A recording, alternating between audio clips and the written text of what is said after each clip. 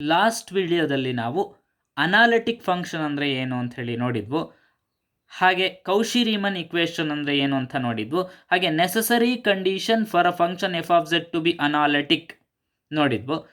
F of z ಅನ್ನುವ function analytic ಆಗಬೇಕು ಅಂದರೆ ಏನು ನೆಸಸರಿ ಕಂಡೀಷನ್ ಅಂತ ಹೇಳಿ ನೋಡಿದ್ವು.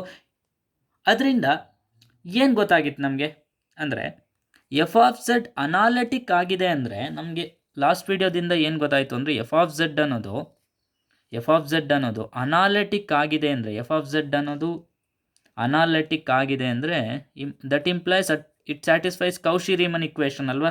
F of Z analytic implies it satisfies Cauchy Riemann equation. ಅಂದರೆ u x is equal to V Y and you Y is equal to minus V X ಅಲ್ವಾ. ಅಂದರೆ partial differentiation of you with respect to x is equal to partial differentiation of V with respect to Y.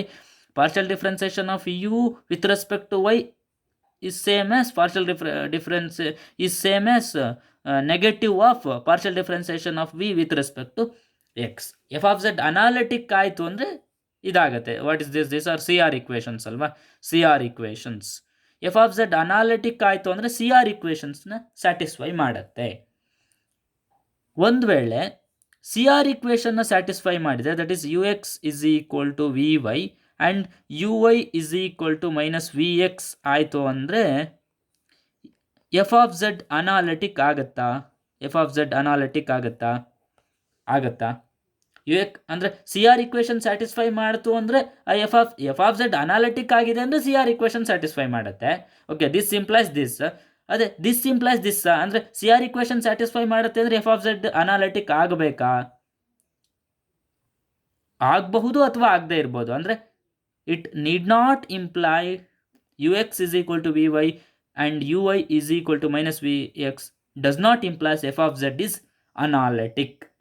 Okay, ಇದ್ರ meaning ಏನು ಅಂದರೆ, the Cauchy Riemann equations are necessary conditions for the function F of Z to be analytic. Okay, the Cauchy Riemann equations, that is CR equations, are necessary condition for the function f of z to be analytic. But however, these are not sufficient condition for a function f of z to be analytic. Okay, ಈ CR equationಗಳು necessary condition f of z analytic ಆಗೋಕೆ, ಆದರೆ ಅವುಗಳು sufficient conditions ಅಲ್ಲ. ಈಗ ಹಾಗಾದರೆ sufficient condition ಏನು ಅಂತ ಹೇಳಿ ನೋಡೋಣ. ಅದಕ್ಕಿಂತ ಮೊದಲು, ಒಂದು ವೇಳೆ ಈ C R equations not satisfied ಅಂದರೆ u X is not equal to V Y and you Y is not equal to minus V x ಅಂದರೆ ಮೀನಿಂಗ್ ಏನು ಅಂದರೆ, that implies F dash of z does not exist ಅಂತ. Okay, ಅಂದರೆ C R equation satisfy ಆಗ್ತಿಲ್ಲ ಅಂದರೆ f dash of z does not exist ಅಂದರೆ some z naught ಅನ್ನುವ ಪಾಯಿಂಟಲ್ಲಿ ಸಿ ಆರ್ ಇಕ್ವೇಷನ್ ಸ್ಯಾಟಿಸ್ಫೈ ಆಗ್ತಾ ಇಲ್ಲ ಅಂತ ಹೇಳಿದರೆ ಅದರ meaning F dash of Z naught does not exist ಅಂತ. ಅಂದರೆ ಆ ಪಾಯಿಂಟಲ್ಲಿ ಡಿರವೇಟಿವ್ ಎಕ್ಸಿಸ್ಟ್ ಆಗಿಲ್ಲ ಅಂತ. ಅಂದರೆ ಡಿರವೇಟಿವ್ ಎಕ್ಸಿಸ್ಟ್ ಆಗಿಲ್ಲ ಅಂತ ಹೇಳಿದರೆ ಅದು ಅನಾಲಿಟಿಕ್ ಕೂಡ ಅಲ್ಲ ಅಲ್ವಾ. That implies it is not analytic at Z naught. Okay, that implies that F of Z is not analytic at Z naught. Analytic ಅಂದ್ರೆ ಏನು? ಆ function F of Z is set to be analytic at a point Z naught if it is differentiable at Z naught and it is also differentiable at every point in some neighbourhood of Z naught ಅಲ್ವಾ. ಅಂದರೆ analytic ಅನ್ಬೇಕು ಅಂದರೆ ಅದು ಆ Z not ಅನ್ನೋ ಪಾಯಿಂಟಲ್ಲಿ differentiable ಆಗಿರಬೇಕು, ಜೊತೆಗೆ ಅದರ ಸುತ್ತ ಇರುವ ನೈಬರ್ಹುಡ್ಗಳಲ್ಲೂ ಕೂಡ ಅದು ಡಿಫರೆನ್ಷಿಯಬಲ್ ಆಗಿರಬೇಕು ಅಲ್ವಾ. ಅಂದರೆ ಈ ಸಿ ಆರ್ ಇಕ್ವೇಷನ್ ಸ್ಯಾಟಿಸ್ಫೈ ಮಾಡ್ತಾ ಇಲ್ಲ ಅಂದರೆ, C R equations are not satisfied at a point Z naught implies F dash of Z naught does not exist. That implies it is not analytic at Z naught. Okay, at Z naught. Next ಈಗ sufficient condition ಏನು? ಇದಿಷ್ಟೇ condition ಸಾಕಾಗ್ತಾ ಇಲ್ಲ. F of Z analytic ಬರೀ C R equation satisfy ಆದ ತಕ್ಷಣ F of Z analytic ಅಂತ ಹೇಳಲಿಕ್ಕೆ ಆಗ್ತಾ ಇಲ್ಲ. ಅಂದರೆ ಪಿ ಇಂಪ್ಲಾಯ್ಸ್ ಕ್ಯೂ ಏನು ನೋಡಿದ್ವು, ಈಗ ಕ್ಯೂ ಇಂಪ್ಲಾಯ್ಸ್ ಪಿ ಏನು ನೋಡೋಣ. ಓಕೆ, ಕ್ಯೂ ಇಂಪ್ಲಾಯ್ಸ್ ಪಿ ಏನು ಅಂತ ಹೇಳಿ ನೋಡೋಣ. That is sufficient condition. sufficient condition for a function f of z to be analytic. A sufficient condition for a function f of z is equal to u of x comma y plus I into v of x comma y to be analytic at any point in the domain D are, first one, u, v and their first order partial derivatives ux, uy, vx and vy are continuous at every point in the domain D. Second condition is Cauchy-Riemann equations are satisfied at every point in the domain D. Okay, ಈ f of z ಅನ್ನುವ function analytic D ಅನ್ನುವ ಡೊಮೈನಲ್ಲಿ analytic ಆಗಬೇಕು ಅಂದರೆ ಮೊದಲು you v ಮತ್ತು ಅವುಗಳ partial derivative u X U why we X V y ಏನು every point ಆ ಡೊಮೈನಿನ ಎವ್ರಿ ಪಾಯಿಂಟಲ್ಲಿ ಕಂಟಿನ್ಯೂಸ್ ಆಗಿರಬೇಕು. ಎರಡನೇದು ಅವು ಸಿ ಆರ್ ಇಕ್ವೇಷನ್ನ ಸ್ಯಾಟಿಸ್ಫೈ ಮಾಡಬೇಕು. ದಟ್ ಈಸ್ ಅಂದರೆ u X is equal to V y ಆಗಿರಬೇಕು and you Y is equal to minus V X ಆಗಿರಬೇಕು. ಏನು u v with u v ಇದೆಯಲ್ಲ, u v and their partial derivatives ಯಾವುದು u X U why we X V y ಅವು exist ಆಗಬೇಕು and continuous at every point in the domain D. Okay, continuous ಈ u X U why we X V y continuous ಆಗಬೇಕು, ಜೊತೆಗೆ u X is equal to V Y and you Y is equal to minus V X ಆಗಿರಬೇಕು. ಇದ್ರ proof ನೋಡೋಣ. Proof okay, proof ಏನು z is equal to x plus i y ಅಲ್ವಾ, ನಮಗೆ ಗೊತ್ತಿದೆ complex number. That implies delta Z ಏನು, delta z is equal to delta X plus I into delta Y ಅಲ್ವಾ, delta X plus I into delta y. F of z ಏನು, f of z is equal to ಏನಿದೆ, f of z is equal this one ಅಲ್ವಾ, that is equal to u of x comma y plus I into V of x comma y. U and v are functions of x and y ಅಲ್ವಾ, that is F of z. That implies F of z plus delta z ಏನಾಗುತ್ತೆ, f of z plus delta z in place of in place of z ಏನಿದೆ z plus delta z ಇದೆ, that is equal to ಇದೇನಾಗುತ್ತೆ u of x in place of x ಏನಿದೆ x plus delta x ಅಲ್ವಾ ಆಗಬೇಕು, x plus delta X comma in place of y y plus delta y plus plus plus I into V of X plus delta X comma Y plus delta Y ಅಲ್ವಾ, y plus delta Y. ಈಗ observe ಮಾಡಿ, ಈ f of z this one ಅಲ್ವಾ, f of Z is this one, f of Z plus delta z this one. ಈಗ f of z this minus this ಏನಾಗುತ್ತೆ ನೋಡೋಣ. ಅಂದರೆ F of Z plus delta Z minus F of z ಏನಾಗುತ್ತೆ ನೋಡೋಣ. Minus F of Z is equal to this thing minus this thing ಅಲ್ವಾ. This thing ಏನಿದೆ ಇಲ್ಲಿ u of X plus delta X comma Y plus delta y plus ಏನಿದೆ plus I into V of ಏನಿದೆ v of X plus delta X comma Y plus delta y ಇದೆ ಅಲ್ವಾ, y plus delta y ಇದೆ. Okay, ಇದೇನು f of Z plus delta Z ಅಲ್ವಾ, minus F of z ಏನಿದೆ minus F of Z is this thing ಅಲ್ವಾ. ಅಂದರೆ u of X comma Y plus I into V of X comma Y. Okay, ಇದನ್ನು ಹೇಗೆ ಬರ್ಕೊಳ್ಬೋದು ಈಗ ನೋಡಿ, ಇಲ್ಲಿ ರಿಯಲ್ ಇಮ್ಯಾಜಿನರಿ ಪಾರ್ಟ್ ಎಲ್ಲ ಮಿಕ್ಸ್ ಇದೆ, ಇದನ್ನು ಸಪ್ರೇಟ್ ಮಾಡಿ ಬರೀರಿ. ಸಪ್ರೇಟ್ ಮಾಡಿದರೆ ದಿಸ್ ಈಸ್ ಈಕ್ವಲ್ ಟು ಹೇಗೆ ಬರಿಬೋದು, ದಿಸ್ ಈಸ್ ಈಕ್ವಲ್ ಟು ಹೀಗೆ ಬರಿಬೋದಲ್ವಾ, u of X plus delta X comma Y plus delta Y minus you of X comma Y plus I into ಏನು v of X plus delta X comma Y plus delta Y minus v of X comma y ಅಂಥೇಳಿ ಹೀಗೆ ಬರಿಬೋದಲ್ವಾ, ಹೀಗೆ ಬರಿಬೋದು. ಮೀನ್ value ಥಿಯರಮಿಂದ ಏನಾಗುತ್ತೆ, ಹೇಗೆ ಬರ್ಕೊಳ್ಬೋದು ಇದನ್ನು.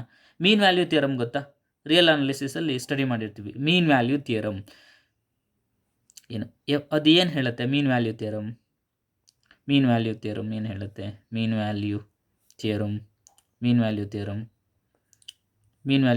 ಹೇಳುತ್ತೆ, ಇದಿರಲಿ, ಇದನ್ನು ಇಕ್ವೇಷನ್ ಸ್ಟಾರ್ ಅಂತ ಕರೀರಿ. ಓಕೆ, ಇಕ್ವೇಷನ್ ಸ್ಟಾರ್ ಇರಲಿ.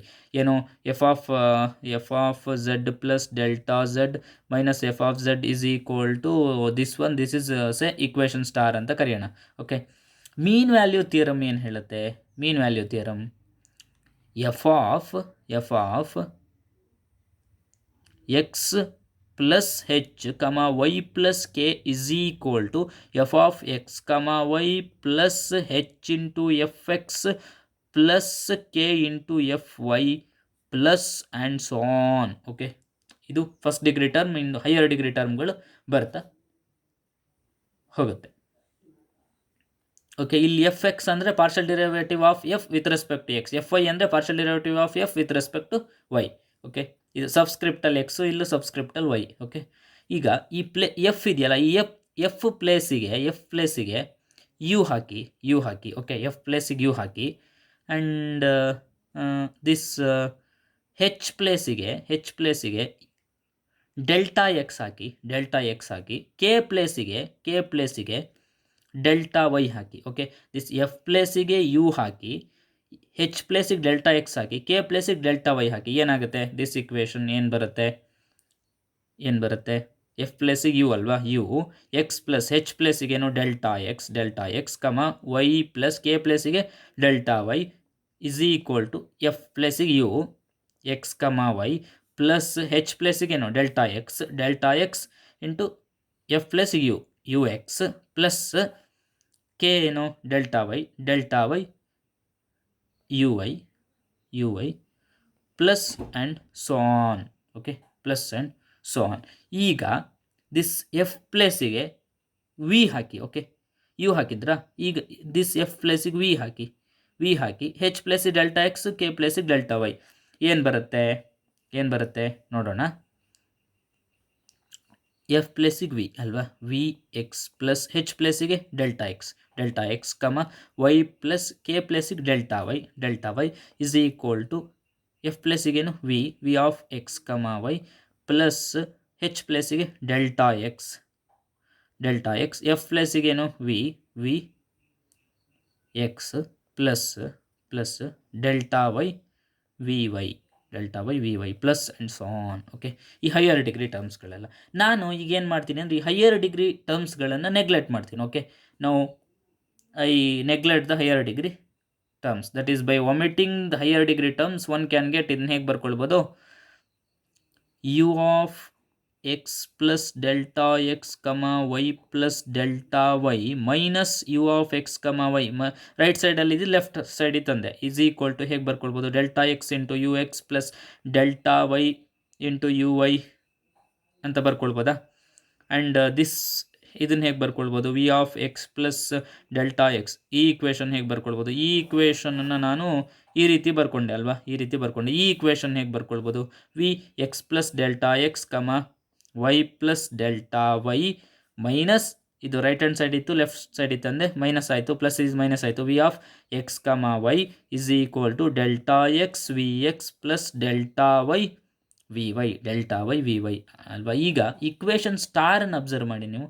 ಇಕ್ವೇಷನ್ ಸ್ಟಾರಲ್ಲಿ U of X plus delta X Y plus delta Y minus U X Y ಇದು ಫಸ್ಟ್ ಟರ್ಮ್ ಅಲ್ವಾ. ರಿಯಲ್ ಪಾರ್ಟ್ ಇದೆ ಅಂದರೆ ರಿಯಲ್ ಪಾರ್ಟನ್ನು ಇದರಿಂದ ರೀಪ್ಲೇಸ್ ಮಾಡ್ಬೋದಲ್ವ, ಇಮ್ಯಾಜಿನರಿ ಪಾರ್ಟ್ ನೋಡಿ, ಇಮ್ಯಾಜಿನರಿ ಪಾರ್ಟ್ ಇದಿದೆ ಅಂದರೆ ಇಲ್ಲೂ ಸೇಮ್ ಅಲ್ವಾ, ಅಂದರೆ ಇಮ್ಯಾಜಿನರಿ ಪಾರ್ಟನ್ನು ಇದರಿಂದ ರಿಪ್ಲೇಸ್ ಮಾಡ್ಬೋದಲ್ವಾ. ನಾವು ಇಕ್ವೇಷನ್ ಸ್ಟಾರ್ ಬಿಕಮ್ಸ್ ಏನಾಯಿತು? ಸ್ಟಾರ್ ಅಂದರೆ ಯಾವುದು? ದಿಸ್ ಇಕ್ವೇಷನ್ ಅಲ್ವಾ, this equation that star becomes ಏನಾಯಿತು? ಸ್ಟಾರ್ ಇಂಪ್ಲಾಯ್ಸ್ ಏನಾಗುತ್ತೆ? ಈಗ ಸ್ಟಾರನ್ನು ಏನಂತ ಬರ್ಕೊಳ್ಬೋದು? ಅಬ್ಸರ್ವ್ ಮಾಡಿ, ಏನಿದೆ ಅಲ್ಲಿ? ಎಫ್ ಆಫ್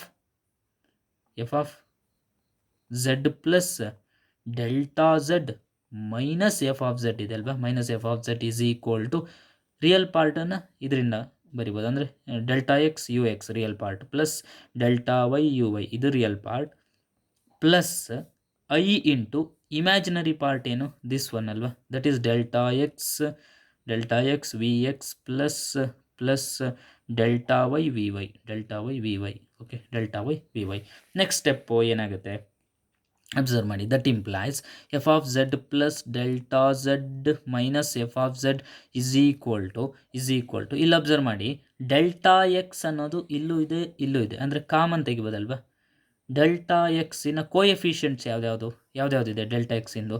ಒಂದು ಯು ಎಕ್ಸ್ ಇದೆ, ಇನ್ನೊಂದು plus I V X R the coefficients of delta X. ನಾವು ಕೋಎಫಿಷಿಯಂಟ್ಸ್ ಆಫ್ ಡೆಲ್ಟಾ ವೈ ಯಾವುದು? ಕೋಎಫಿಷಿಯಂಟ್ಸ್ ಆಫ್ ಡೆಲ್ಟಾ ವೈ ಯಾವುದು?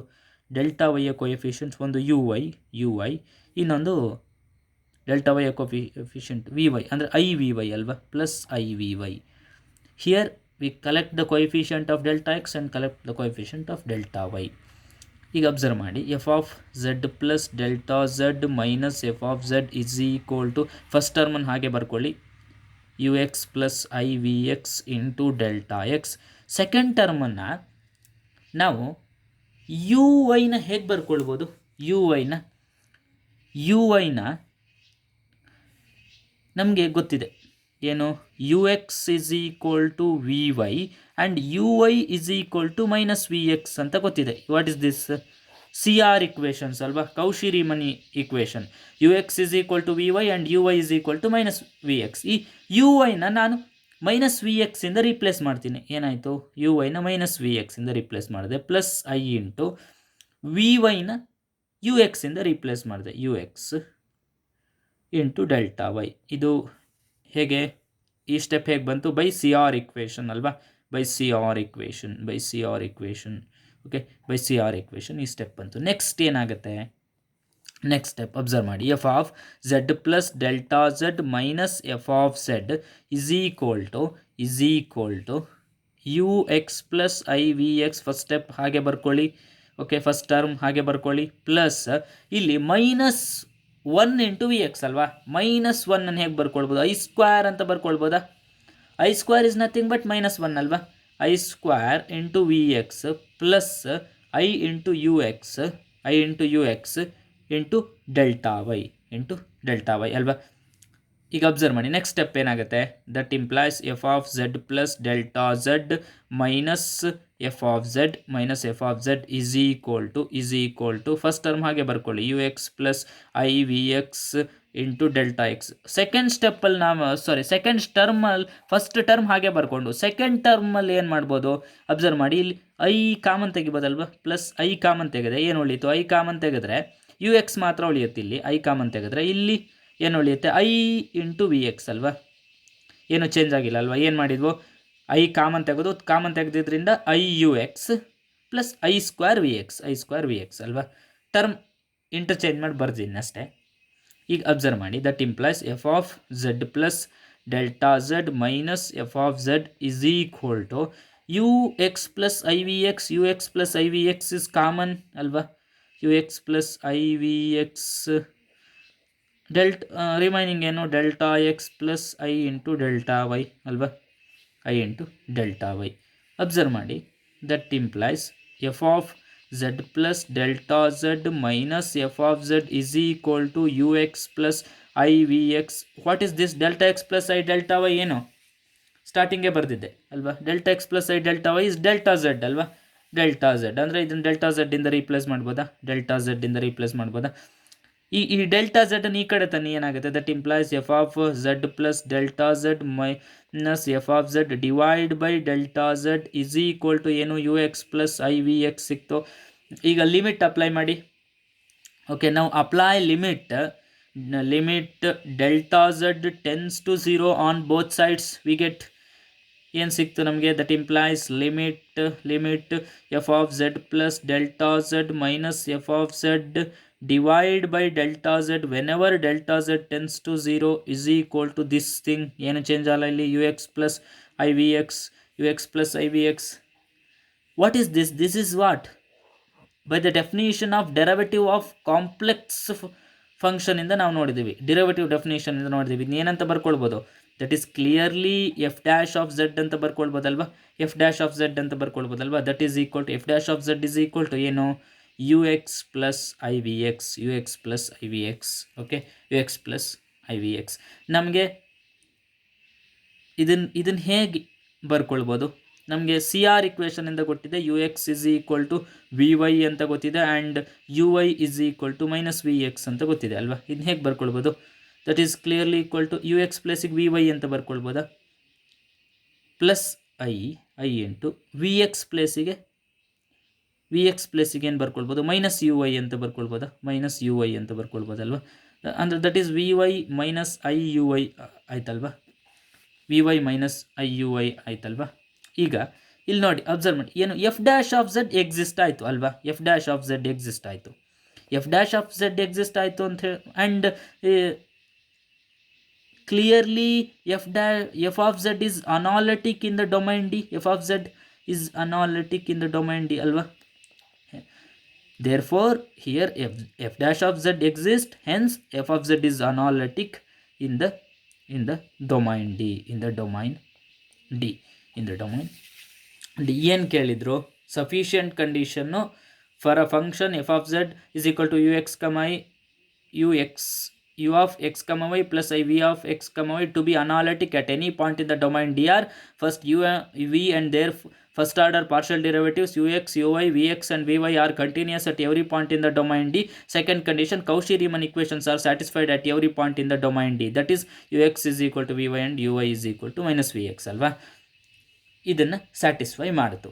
ಇದರಿಂದ ನಮ್ಗೆ ಏನು ಗೊತ್ತಾಯಿತು ಅಂತ ಹೇಳಿದರೆ, ಈಗ ಯಾವುದೋ ಒಂದು ಫಂಕ್ಷನನ್ನು ನಾವು ಅನಾಲಿಟಿಕ್ ಅನ್ನಬೇಕು ಅಂತ ಹೇಳಿದರೆ, ಮೊದಲನೇದಾಗಿ ಯಾವುದೋ ಒಂದು ಫಂಕ್ಷನ್ ಅನಾಲಿಟಿಕ್ ಅನ್ನಬೇಕು ಅಂದರೆ, ಒಂದು ಈ ಯು ವಿ ಇದಾವಲ್ಲ, ಈ ಯು ವಿಗಳ first order partial derivatives with respect to X and Y, that is ಏನು U X, you Y, V X, V Y ಇದೆಯಲ್ಲ, ಇವೆಲ್ಲ ಕಂಟಿನ್ಯೂಸ್ ಆಗಿರಬೇಕು. ಎರಡನೇದು ಏನು ಅಂತ ಹೇಳಿದರೆ, ಅವು ಕೌಶಿ-ರೀಮನ್ ಇಕ್ವೇಷನ್ನ ಸ್ಯಾಟಿಸ್ಫೈ ಮಾಡಬೇಕು. ಅಂದರೆ this U X is equal to V Y, okay, this U X is equal to V Y and you Y is equal to minus V X ಆಗಿರಬೇಕು. ಇವೆರಡು ಕಂಡೀಷನ್ನ ಸ್ಯಾಟಿಸ್ಫೈ ಮಾಡಿದರೆ ನಾವು ಎಫ್ ಆಫ್ ಝೆಡ್ ಅನ್ನು analytic ಅಂತ ಹೇಳ್ಬೋದು. Okay, ಏನು ಇದರಿಂದ ನಮಗೇನು ಸಿಕ್ತು ಅಂತ ಹೇಳಿದರೆ, ಒಂದು ಯಾವುದೇ ಒಂದು ಫಂಕ್ಷನ್ ಎಫ್ ಆಫ್ ಝೆಡ್ ಅನ್ನು ಅನಾಲಿಟಿಕ್ ಅಂತ ಹೇಳಬೇಕು ಅಂತ ಹೇಳಿದರೆ, u, v and their partial derivatives with respect to x and y, that is ux, uy, vx and vy are continuous in a domain D, and these must satisfy Cauchy-Riemann equation, that is ux is equal to vy and uy is equal to minus vx. Okay, thank you.